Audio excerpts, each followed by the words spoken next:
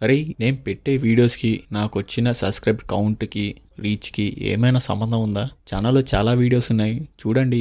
Movies గురించి discussion ఉన్నాయి, reviews ఉన్నాయి. సో, మరిన్ని కంటెంట్ కావాలంటే సబ్స్క్రైబ్ చేయండి. నేను కూడా చాలా వీడియోస్ చేద్దాం అనుకున్నా కానీ రీచ్ సరిగ్గా లేదు. సో, మెల్లమెల్లగా వీడియోస్ అప్లోడ్ చేస్తున్నా. అట్‌లీస్ట్ కొన్ని వీడియోస్ అయినా పుష్ అవుతాయని. Here is the movie of సూ ఫ్రమ్ సో. యూట్యూబ్లో ట్రైలర్ చూసినప్పుడు నాకు ఒక ఫ్రెష్ ఫీలింగ్ వచ్చింది. ఒక మంచి మూవీ, ఒక మంచి కామెడీ, ఏదో యూనిక్గా ట్రై చేశారేమో అని అనిపించింది. ఆ థాట్తోనే నేను మూవీ చూశాను. మూవీ చూశాక నా ఒకే ఒక రియాక్షన్ సూ ఫ్రమ్ సో కాదు, సుత్తి ఫ్రమ్ సోది అనిపించింది. హర్రర్ కామెడీ అన్నారు, ఒక మలయాళం స్టైల్లో కన్నడ మూవీ లాగా తీశారు. స్టార్టింగ్ క్యారెక్టర్స్ ఇంట్రొడ్యూస్ చేయడానికి, తర్వాత ఒకే కొట్టుడు చింత కొట్టుడు కొట్టినట్టు సోది సుత్తి తప్ప ఇంకా సినిమాలు ఏముండదు. ఇంతకీ స్టోరీ లైన్ ఏంటంటే, ఒక ఊర్లో అనుకోకుండా అశోక్ అనే వ్యక్తికి దెయ్యం పడుతుంది. తన వల్ల తన కుటుంబ సభ్యులకి అండ్ ఊర్లో వాళ్ళందరికీ భయం ఏర్పడుతుంది. ఊర్లో ఏ సమస్య వచ్చినా రవణ ఆ ప్రాబ్లమ్ ని సాల్వ్ చేస్తారు. ఇంతకీ అశోక్ కి పట్టిన దెయ్యాన్ని రవణ వదిలించడా లేదా, అసలు దెయ్యం ఎందుకు పట్టింది, ఇలా సిరీస్ ఆఫ్ ఈవెంట్స్ మీద సినిమా రన్ అవుతుంటది. మూవీ అంతా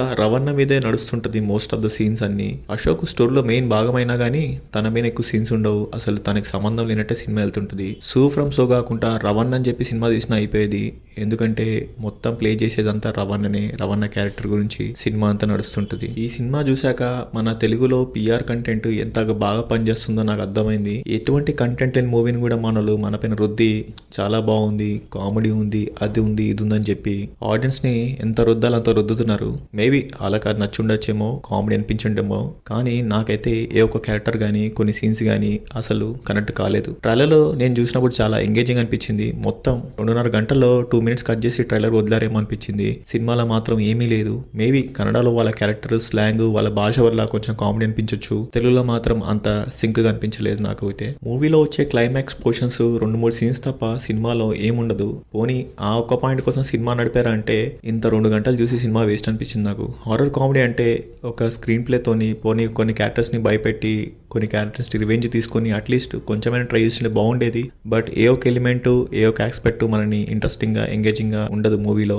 సో ఓవరాల్ గా సోది ఫ్రమ్ సుత్తి. పర్ఫార్మెన్స్ వైజ్ కి వస్తే రవణ క్యారెక్టర్ ఇంకా 2-3 తాగుబోతు క్యారెక్టర్లు కొంచెం అక్కడక్కడ బాగుంది అనిపించినాయి. కానీ స్టోరీలో మెయిన్ లీడ్ అని తీసుకున్న అశోక్ క్యారెక్టర్ కానీ ఇంకా అదర్ క్యారెక్టర్స్ మనకు అంత ఇంట్రెస్టింగ్ అనిపించవు. సో ఓవరాల్ గా వన్ టైం వాచబుల్.